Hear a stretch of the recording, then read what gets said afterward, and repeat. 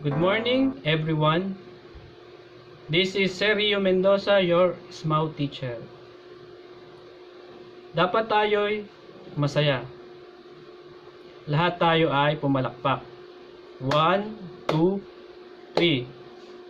And happy face like this. Must be prepared odd welding material like this in this picture. So ito yung ating mga welding materials na gagamitin. Must all have PPE suit like this picture. So ito yung ating PPE suit na gagamitin pag tayo ay mag-welding. Pit up weld materials, perform tack welding. Include instruction and procedure on how it pit up weld materials. Completion of this module will help you to develop your welding skill in preparation to perform report welding materials. At the end of this lesson, you are expected to prepare material for tack based on acceptable welding requirements. Perform tack welding in accordance with the welding procedure. Activity 1. Direction. Answer the following question. Write your answer in your answer sheet. What is welding tacking? So class, ano daw yung welding tacking? Okay, tama ang sagot. Tack welding are used as a temporary. So like this picture. Ito yung tinatawag na welding tacking. What the importance of tacking in the welding? Okay, class. Tama ang sagot. To hold the component in the proper location. Activity 2. Direction. Write good weld if the statement is true. And write defect if the statement is full. Write your answer in your answer sheet.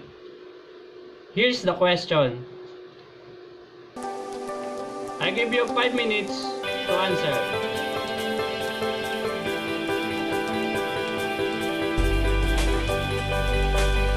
Time's up.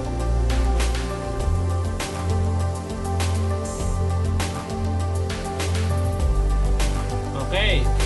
Answer number 1. Set and maintain the joint gap in the welding. It is good weld or defect? Okay, good class. It's a good weld. Second question. Tack welding is performed by the same process that is used for the final welding? Okay, right. Okay, class. Tama sagot nyo. Good weld.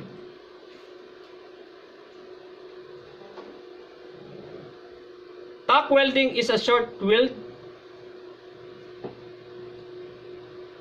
Okay, class. Tama ang sagot nyo. Is a good weld. Permanent tacking is used to pit up temporarily by the two pieces of metal. So, class yun. Ano ba yun? Good weld or defect? Okay, class. Very good. It is a good weld. Prepared all the material equipment needed in perform tack welding. So ano ba yan? Good weld or defect? Okay, class. Good is a good weld. So lahat tayo ay nakasagot ng tamang sagot. So tack welding can be used to set the workpieces without using fixture. Typically, tack weld are short weld. In any construction, several tack welding are made at some distance from each other to hold edges together. So like this picture.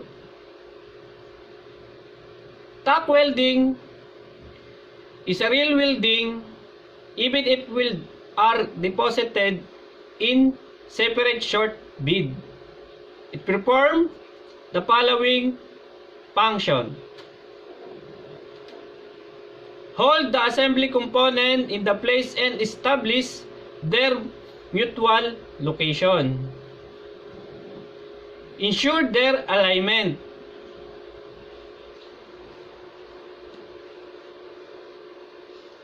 Complement the function of fixture or permit it remove if necessary. So yung tack welding, pwede nating alisin yon kung kailangan. Control and contrast movement and distortion during welding. Set and maintains the joint gap. Temporary ensured the assembly mechanical strength against the own weight, move, manipulate, or overturn.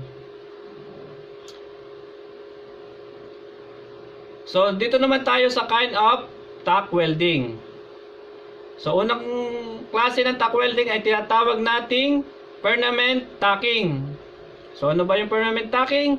Is a type of tack welding measure about 6 mm to 12 mm length.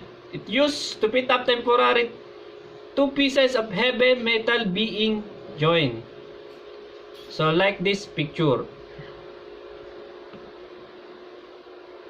Semi-permanent tacking is a second type of tacking. It's a tack weld done only a very short bead for a light pieces of material to be joined. So like this picture.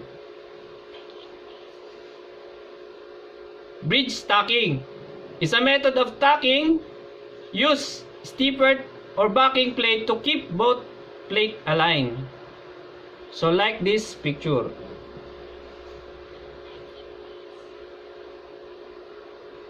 Activity 3. Direction. Arrange according to the welding procedure and putting number 1 first and 4th at the last process. Write the answer on your answer sheet, class. Here the question.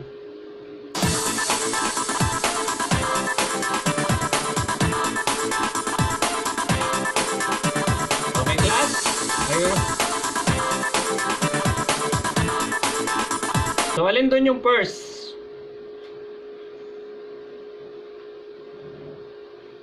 So, yon ang first. Tama, class. Prepared all the materials, equipment needed in performing tack welding.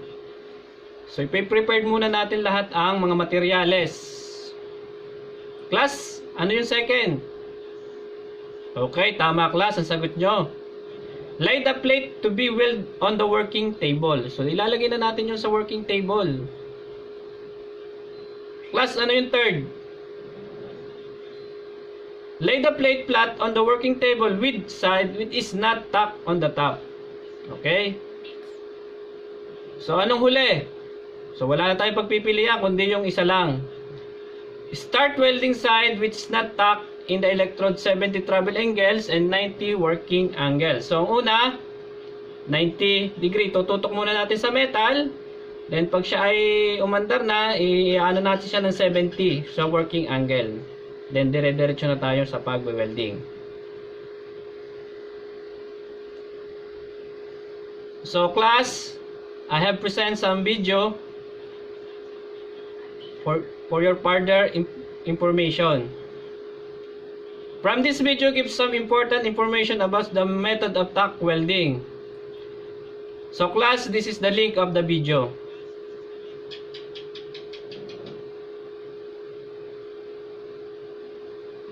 And this is the video to watch. Ang akin ang gagamitin natin ay Pugwell 200i. So, isi-set lamang po natin ito na 9 pin with 1 arc force. Yan. Ang hard force po niyan ay 1 lamang po. Yung kanyang knob ay nakatulog lamang sa 1. Okay? So ngayon po, i-perform na natin ang tacking.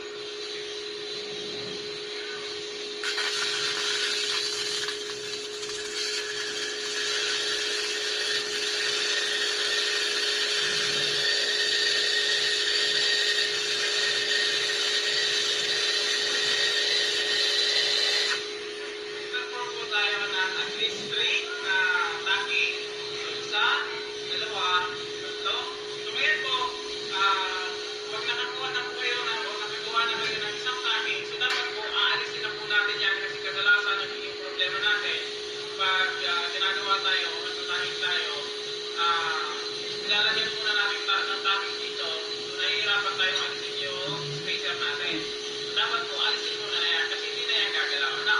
So, magiging okay na siya. So, ngayon, ang gagawin natin, so, titignan na lang natin yung dito sa kapila kasi mapapansin ninyo na pumapal dito, then pumipot dito sa kapila. Ano? So, ngayon, titignan na lang natin yan para iba.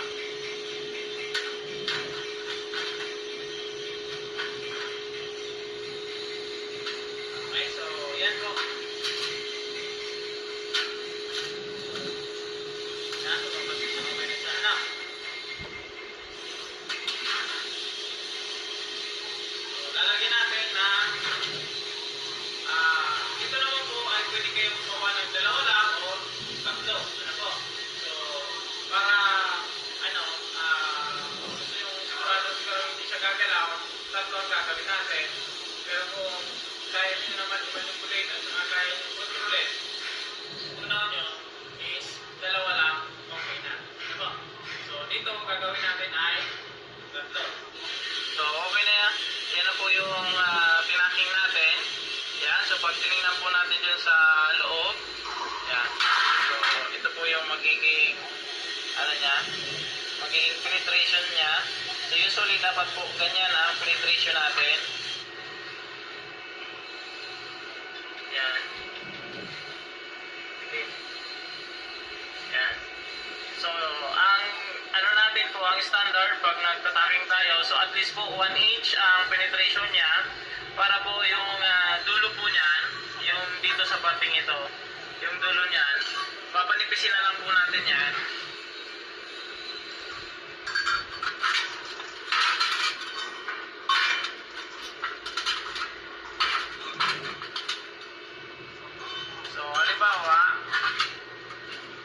So halimbawa, ito po yung tacking natin.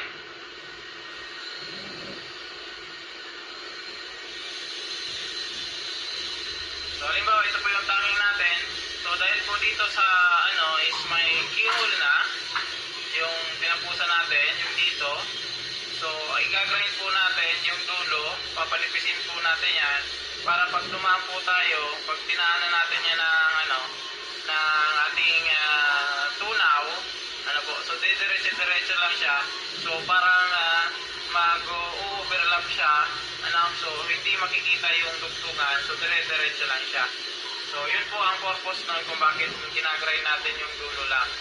Ano po, so pag may keyhole, hindi na natin yung ginagrind kasi okay na siya. Ano po, so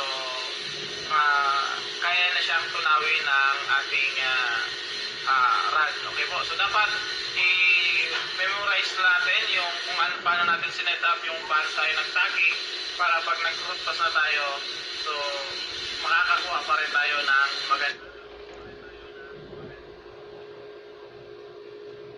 Okay, class. So, napanood natin in short yung ating video. So, sa activity 4, direction. From this video, give some important information about the method of tacking weld. Write in your answer sheet.